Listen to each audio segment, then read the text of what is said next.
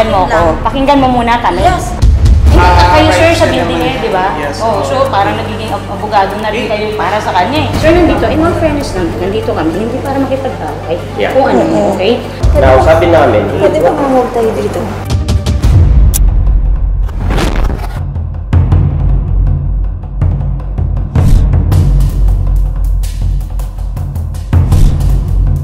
Tinerminate po nila ako kasi humihingi po ako ng resibo which is more than 1 million na po actually yung na-purchase sa kanila for less than 2 months lang po. What are you selling?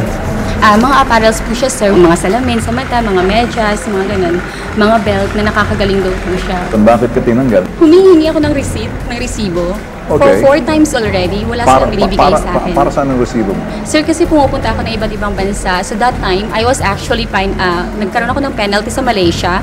Then I signed a waiver na pag halimbawa, inulit ko yan, so hindi ako makakapasok ng Malaysia at the same time, mababan po ako. Yung resibo, sir, hindi nila ako mabigyan at as in talagang sinigaw-sigawan pa ako. So may Saan ba ito naka-occupy? Diyan lang, sir, sa may Shoe Boulevard. Mandaluyong? Yes. Tapos tinerminate agad nila ako. 7 accounts was terminated. I can't totally open it. Bakit ginawa yun? Ano daw, wrong conduct daw po. Okay, ganito. I'd like you to tell me more about the conduct. What are they saying about the conduct? Nagmura daw ako sa office, which is never kong ginawa. Alright. Tapos ang sabi po nila, humihingi daw ako ng resibo. Bakit daw ako nang gugulo sa kanila? Ayan yung mismong sinabi ng babae. Sino babae? Ng general manager po. Sino may sabi nito? Yung Angas po. Si Arjun Angas. Okay, this is what we're gonna do. I don't know whether they're terminating you on conduct, improper conduct. Alright, so there's a gray area on improper conduct which demanding from every employees of the company whether you're sales or not, because there's siguro sabihin natin yung protocol of the manner in which you have to conduct yourself, engaging with people, interacting with people, whether it's, you know, colleagues or superior. That is something to be addressed. Ang concern ko lang kasi baka you may be right doon sa claims mo, but your claims will now be clouded by doon sa interaction mo sa kanila. Actually, sir, I actually asked them in a nice way. Yes. I know. But kung sila may HR, may human resources, may manager, and then sa handbook nila, the conduct unbecoming should be defined. If somebody files a complaint against you, it has to be done on a due process, may hearing. Okay, sige. Now, Exactly. but when you're talking to the superior, and then sabi mo documented, the way that you communicated with them sa tono ng boses mo, your body language, your facial expression, there's a little hostile doon sa mga actuations mo. So that's body language yun. Hostile behavior, hand gesture. Take note of this. Hinihingi niya lang resibo, nagkabuisitan or feeling na disrespectful siya.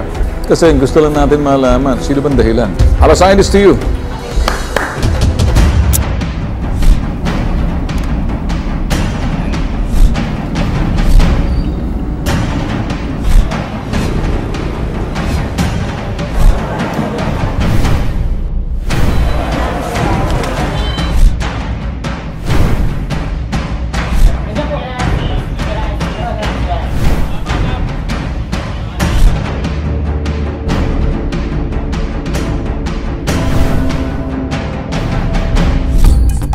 Hi sir, good afternoon sir.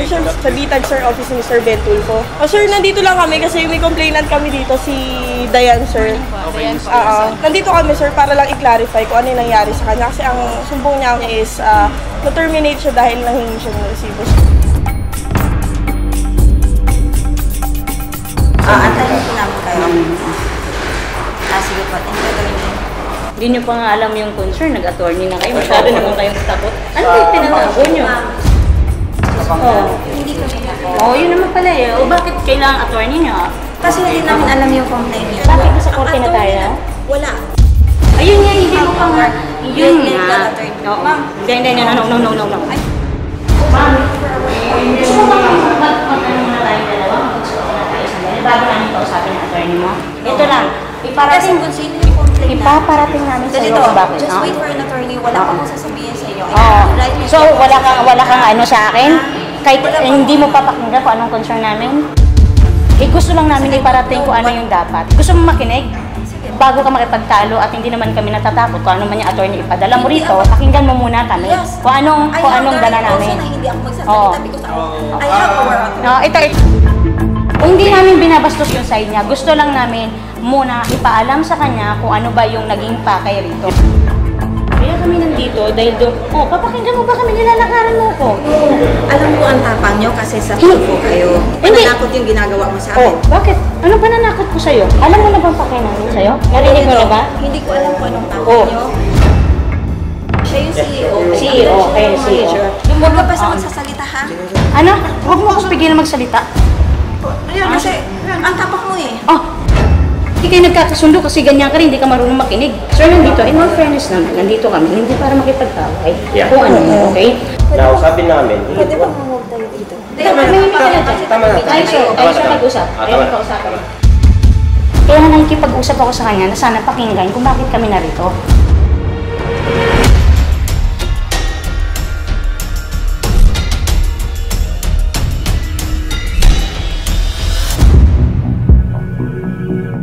Siya naman talaga yung nangharas ng staff namin. Mayroon naman dito yung mga witnesses natin, hindi naman pinapahirapan kasi sinabi na nga nasa accountant pa namin yung sales invoice. Sabi niya, wala siyang time, tapos sinabi na lang ng staff ko na ipa-LBC na lang kung saan yung address.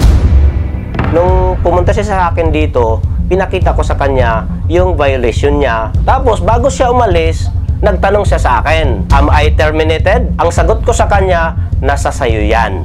Kumbaga, binigyan ko siya ng hint na kahit man lang humingi siya ng pasensya sa akin, pagbibigyan ko siya. Actually, hindi naman siya na-terminate. Hindi termination ang tawag doon. Ang tawag doon is block. Naka-block yung account niya kasi yun lang naman ang paraan na mapursige siyang pumunta siya sa akin kasi nga may violation siya. Yung conduct niya sa office. Dapat may proper conduct tayo sa office as professional. Hindi naman tayo magharas dito. Kailangan ko lang po hingin yung mga invoice po nito. Yun na lang po. Sige, ipa-check namin to. Meron po ako dito release. Yan. Kung sa amin kasi na-release, kami rin ang magbibigay. Ano bang plano mo? Stop na po ako sa MGI. Okay, sige. Pero, ano gagawin dun sa, ano mo, wallets mo? Siyempre po dapat makukuha ko yun kasi pinaghirapan ko yun. Ibibigay ko sa'yo. Sige po. Ako ang gagawa lahat para sa'yo. Ibigay mo lang sa akin yung bank account mo. I-deposit ko kung ilan man yung pwede kong i-deposit. Nagpapasalamat kami sa kanya dahil nakakarating ng Taiwan, nakakarating ng Malaysia na hindi kami nakakapunta doon. Talagang, kumbaga utang na loob namin sa mga distributors na itong products na to pinaparating sa mga Pinoy. Hindi namin talaga, kung ako ma'am, hindi ko in-encourage talaga na magtumigil ka. Kasi sayang. Kasi sa ayaw at sa gusto mo, makakarating at makakarating sa kanila yon na dapat ikaw din ang magdadala mo. So, ang sa kanya, sabi ko, pag-isipan mo.